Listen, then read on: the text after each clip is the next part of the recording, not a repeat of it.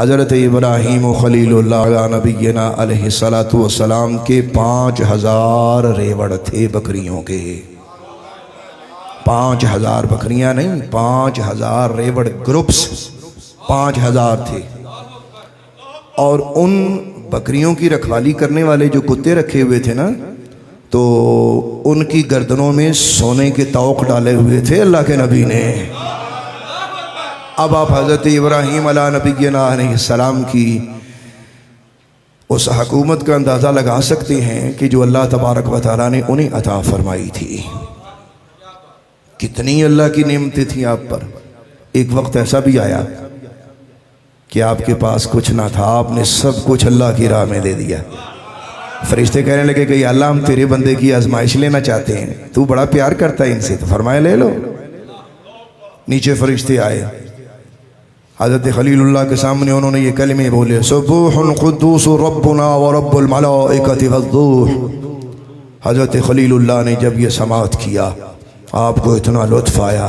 حضرت خلیل اللہ علیہ نبینا علیہ السلام کے سامنے فرشتے نے جب یہ ذکر کیا، آپ اس کے قریب آئے، آپ کی آنکھوں میں آنسو. فرمایا ایک بار اور پڑھو، یہ جتنی دولت ہے نا آدھی دے دوں گا. اس نے حیران ہو کے دیکھا. اب وہ تھے فرشتے انسانی شکل میں، اللہ کے نبی کی آزمائش کر رہے تھے. آپ نے فرمایا آدھی تیری لے لے. جب دوبارہ اس فرشتے نے جانے کا ارادہ کیا تو فرمانے لگے رک جاؤ، ایک بار اور سنا دو، جو رہ گئی ہے یہ بھی لے جاؤ. لٹ لے یار دینا تو ککھ نہ رہن دے میرے کول، لوگوں کو پتا چلے کہ عشق جو ہوتا ہے.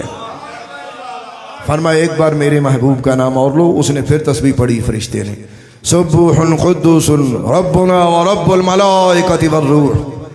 حضرت ابراہیم خلیل اللہ علیہ نبینا علیہ السلام نے آپ نے اپنے سارے ریوڑ کا مالک انہیں بنا دیا، کتے بھی دے دیے، سب کچھ دے دیا.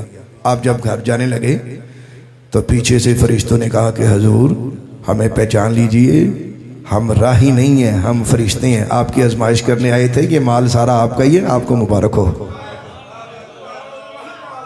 اچھا رکیں ذرا. یہ امارت کا ایک انداز تھا. ذرا ایک انداز آپ کا اور بھی بتاؤں، یہ آپ نے نہیں سنا ہوگا، یہ تو کئی لوگوں سے آپ نے سنا بھی ہوگا، پڑھا بھی ہوگا، یہ نہیں سنا ہوگا جو بھی بولنے لگا ہوں. حضرت ابراہیم علیہ نبینا علیہ السلام کے بارے میں یہ تو بڑا مشہور ہے کہ آپ مہمان نواز تھے. اچھا عالم یہ تھا کہ میل تک جایا کرتے تو مہمان ڈھونڈ کے لاتے اور اس کو ساتھ بٹھا کے کھانا کھلاتے، اکیلے کھانا نہیں کھاتے تھے. حضرت خلیل اللہ علیہ نبینا علیہ السلام. تو ایک وقت ایسا بھی آیا، یہ ہمارے لوگ بندے قبر آ جاتے ہیں فٹافٹ لے جیب پر اسی اج جیب خالی ہے، میں تے بڑی بادشاہی گزاری ہے، ہن کھانوں روٹی بھی نہیں. اللہ نے چنگیاں تے وقت لے آندا ہے، میں تے تسی شاہی کچھ نہیں پائی، اسی بڑے ماڑے بندے ہیں. اللہ نے بڑوں کو بڑا آزمایا ہے. تو حضرت ابراہیم علیہ نبینا علیہ السلام کے پاس ایک وقت ایسا بھی آیا کہ جب گھر میں کھانے کے لیے آٹا نہ تھا. تو چونکہ مہمان نواز تھے، حضرت سارہ سے پوچھنے لگے، فرمانے لگے کہ اللہ کی بندی اگر کوئی گھر میں مہمان آ گیا تو تمہیں پتہ ہے کہ میں مہمان نوازی کتنی کرتا ہوں، تو گھر میں تو کچھ بھی نہیں ہے تو کھانا کیسے دیں گے، خود تو بھوکا رہ لیں گے، مہمان کو تو بھوکا نہیں رکھنا ہم نے، تو کیا کریں. آپ کی اہلیہ محترمہ نے عرض کیا کہ حضور آپ کا ایک دوست مصر میں رہتا ہے، بڑا امیر ہے. آپ نے فرمایا میں نے آج تک کبھی کسی کو کہا نہیں. عرض کیا حضور کہ آپ نے کون سا اپنی ذات کے لیے کہنا ہے، آپ اپنے مہمان کے لیے کہہ رہے ہیں، کوئی بات نہیں، آپ اپنے خادم کو بھیجیے، جائیں آپ کے مصری دوست کے پاس، وہاں سے کچھ لے آئے. حضرت ابراہیم علیہ نبینا علیہ السلام نے اپنے خادم کو بھیجا. جب وہ مصری دوست کے پاس گیا، الیک سلیک ہوئی، مصری دوست نے حال احوال پوچھے. حال احوال پوچھنے کے بعد اس نے اپنا مدعا عرض کیا کہ جناب عالی میں اس لیے آپ کے پاس آیا ہوں کہ مجھے حضرت ابراہیم علیہ السلام نے بھیجا. وہ چونکہ آپ کے دوست ہیں، انہوں نے کہا تھا کہ ہمارے گھر میں کچھ نہیں ہے تو آپ کچھ آٹا بھیج دیجئے.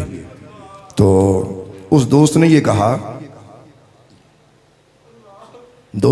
کہ انہوں نے اپنے لیے یا کسی اور کے لیے. انہوں نے کہا جی مہمانوں کے لیے. وہ کہنے لگا اگر اپنے لیے مانگتے تو میں دے دیتا، اب دوستوں کے لیے تو میں نہیں دوں گا. یہ کہہ کے اس نے حضرت ابراہیم علیہ نبینا علیہ السلام کے خادم کو خالی لوٹا دیا. خادم جب رستے سے واپس آ رہا تھا نا، جو اچھے خادم ہوتے ہیں نا یہ مالکوں کے درد میں شامل رہتے ہیں. یہ درد کی دوا بنتے ہیں، درد کی وجہ نہیں بنتے۔ تو دل میں خیال آیا کہ میں جا کے اپنے مالک کو، اپنے آقا کو کیا کہوں گا؟ تو کھڑا ہو کے رونے لگا پڑا، خالی بوریوں کو دیکھ کر آنسو بہا کے کہنے لگا، واہ سونے ربا کتنی عظمتوں والا ہے، کتے زمانے نو ونڈانا ہے تے کتے اج اونا واسطے بھی اج بوریاں خالی پہ چھڑیاں۔ رونے لگ گیا۔ رستے میں ریت ملی، بوریوں میں ریت بھر لی، ریت بھر کے حضرت ابراہیم علیہ السلام کے پاس چلا گیا، آنسو بہا کے۔ تو حضرت خلیل اللہ کو اس نے سارا ماجرا بتایا۔ حضرت ابراہیم علیہ نبینا علیہ السلام آپ مغموم ہوئے، غم زدہ ہوئے۔ آپ نے فرمایا میری اہلیوں کو نہ بتانا، سارا کو نہ بتانا، اس طرح کرو کونے میں یہ ساری بوریاں تم اس طرح رکھ دو۔ کونے میں بوریاں رکھ دی گئیں، ان میں ریت بھری ہوئی تھی۔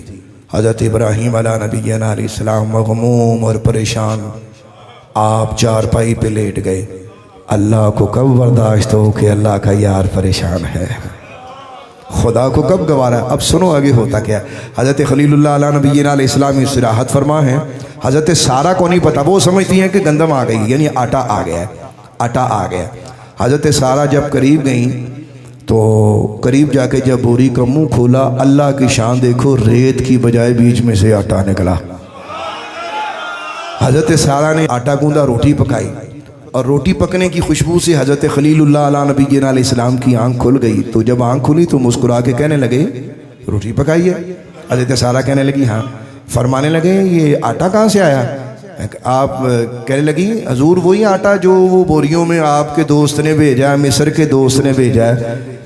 آسمان کی طرف دیکھ کے نہ روئے، رو کے کہنے لگے یہ مصری دوست نے نہیں بھیجا، یہ عرشی یار نے بھیجا ہے۔